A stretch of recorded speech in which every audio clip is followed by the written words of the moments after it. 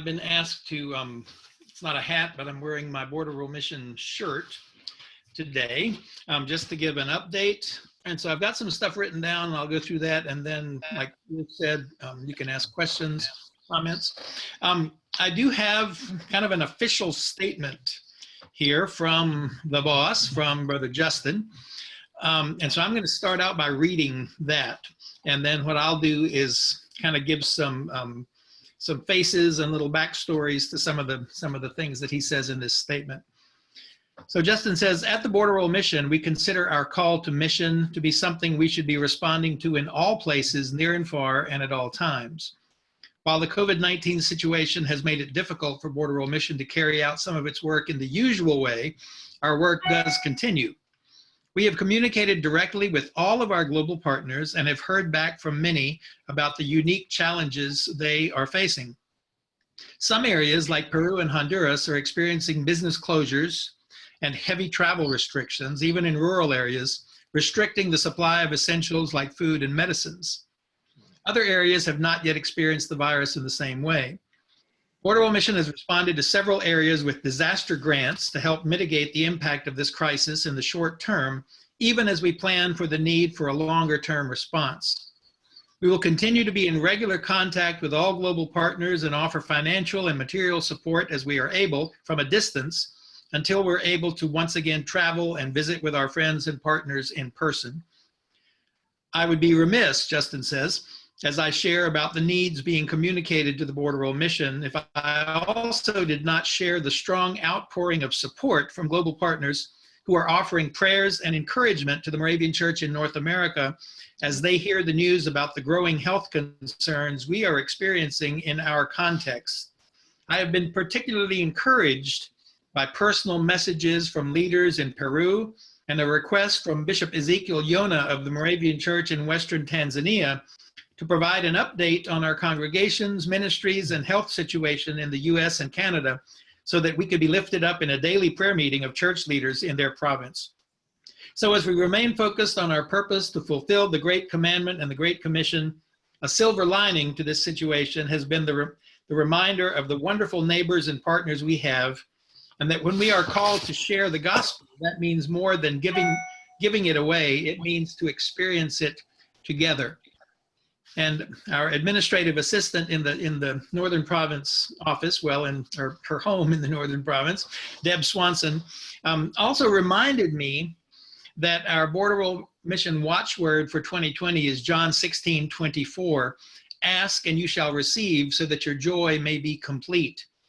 And she says that at the beginning of the year, that verse held, at least in her mind, a completely different meaning as to what we would ask for individually or as a group. And now it's really coming to have a lot of new meaning for all of us as we become even more aware of who we is or who we are, and how we definitely kind of come together to present our petitions and our needs to God. It reminds me personally of when I was serving in Honduras in 1983. Our house burned down, and I mean burned down. We lost basically everything except what I happened to be wearing. And as tragic as that was, it was a real turning point, I think, in my ministry there, to be able to not be, okay, here's the one that's come in with all the stuff and all the solutions, but to kind of be in it together and minister to, but also be ministered to. Just a few little things about some of our global partners, our mission areas. Well, Peru, as of today, there are more than 2,500 cases with around 100 deaths. And so it's a pretty serious situation there, and they are asked to stay in, as we are. In Cuba, there's more than 360 cases and have been at least 10 deaths that have been reported. The first one was an Assemblies of God pastor who many of our pastors knew him and know the family. Sierra Leone has, up until now, only reported 6 cases, but of course, the testing has not been very available there, so that could change drastically. Before I say more about some of those places, I want to mention that we started a few years ago with a program of mission grants. And the idea was that instead of just giving, block grants, subsidies to other places in the world, that we would reduce those, but that provinces and mission areas could request grants under 3 priorities: mission outreach, leadership development, and economic strengthening. And you may have read an article in the Moravian about those, that we have sent grants for conferences and classes and wholesale gasoline and fuel projects, and a photography studio to support a youth pastor, and a pastor in Peru who's raising guinea pigs, and outreach ministry with the Sakuma people in Tanzania, and a medical dispensary and clinic in Tanzania. Well, we had sent a grant of $10,000 for a boat used in the Amazon district in Peru as a way of getting to that very remote, isolated area. And now we have gotten a request for a grant. And actually, as I'm sitting here talking, an email has popped up here from our treasurer, who is hard at work making this happen, of sending some funds so that food can be purchased and then delivered upriver in the boat that we had also helped to finance with a grant. We've done the same for in Honduras, by sending some money that would be used to purchase food under very difficult situations. A lot of these places are in isolation anyway, very remote, and so that's really compounded with these kinds of situations. Transportation is not readily available, and now when the few means of transportation that are there are cut off, that makes it even a lot more difficult. A little bright spot in Honduras, Lorena, my wife, had what was a wonderful idea of writing a letter to church leaders and to political government leaders in Honduras, recognizing that the people out in the Mosquitia area, the Mosquito people, which is where the majority of our work in the Moravian Church is, really rely on their family systems and family structure. And a lot of them, especially students and people who have gone to look for work, are in the cities, and because of the travel restrictions, not able to get home. And so that puts them in a situation where they don't have their support network.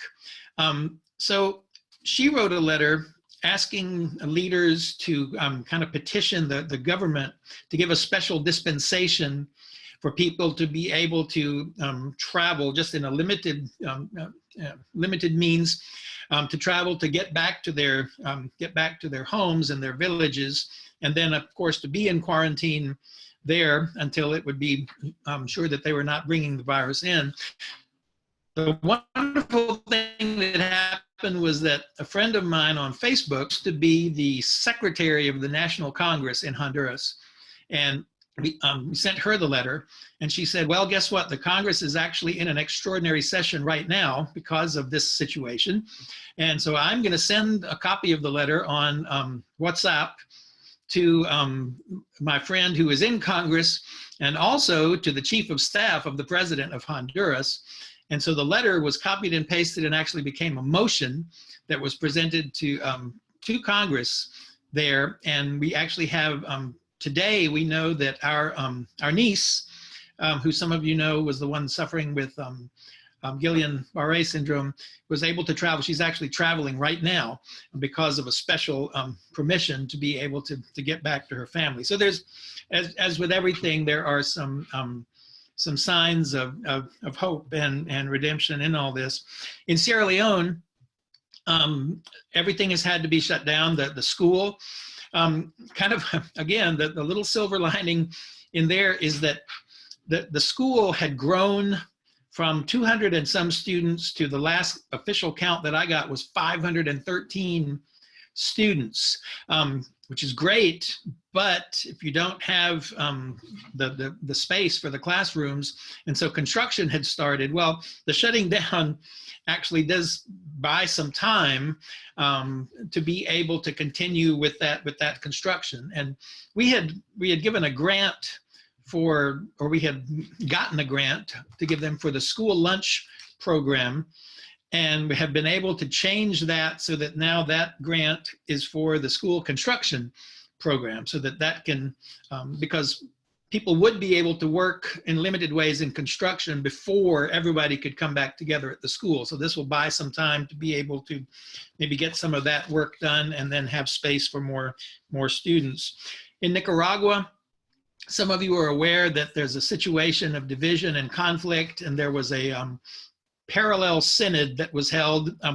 We're technically not even supposed to call it a synod, but it was a conference that was held. The idea of being a synod, and elected a parallel PEC or provincial board, making it very difficult for us to kind of make some decisions of, how do we continue to support all Nicaraguans as our brothers and sisters, but still recognize these structures in the church. The present situation has really, as in with a lot of things, kind of set those things kind of aside, and we're seeing that, especially in the communication that I'm having, it's on a very different level now with people that are on both sides of that division, because we're focused on this mutual enemy, I guess you would say. I guess you're aware that we have offered Moravian disaster response grants to congregations, and that has gone very well. We had a lot of requests and have sent out a lot in response to that. In the midst of all of this, we're able to maintain communication and connectedness kind of in the same way that we're doing here in North America. I preached in Lima, Peru last Sunday, day before yesterday, at the Somos Uno Church, and that was by Facebook Live. And this coming Sunday, Justin is going to be preaching there as well. I met with the National Board of the Moravian Mission Area in Sierra Leone by WhatsApp, and I know Donna is aware of that and has gotten some text messages as a result of that meeting, and I can check in with her later today also for more. She stays very connected as well because of having brothers and sisters there. We're in constant communication with leaders in Cuba by phone, Facebook, WhatsApp, email. So going back, in conclusion of these remarks, going back to what Sister Deb reminded us as our watchword at the Border World Mission for the year, ask and you shall receive, and thinking about what is it that we ask for, and whom do we ask for. So I would leave you with these, or I would leave these specific prayer requests with you. One is for people whose usual normal is often worse than our present new normal. I'm not sure if that makes sense. It makes sense to me that there are people in some parts of the world who would love to have the luxury of being in the situation we're in right now, because right now our situation is much better than their normal situation. And so you can imagine when these things happen, how bad it can be if this is the normal. So definitely to keep people in parts of the world that don't have the same, well, I'll just use the word luxuries that we have in the midst of these situations. For leaders with great responsibilities who are very dedicated and committed to God and to their people and trust in God, but especially to pray that their decisions would not put people's lives in danger.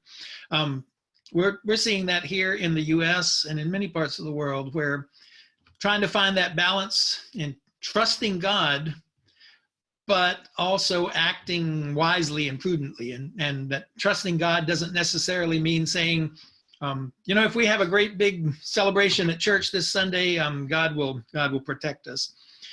And for people who don't have the resources to remain inside and don't have the necessary devices to stay connected.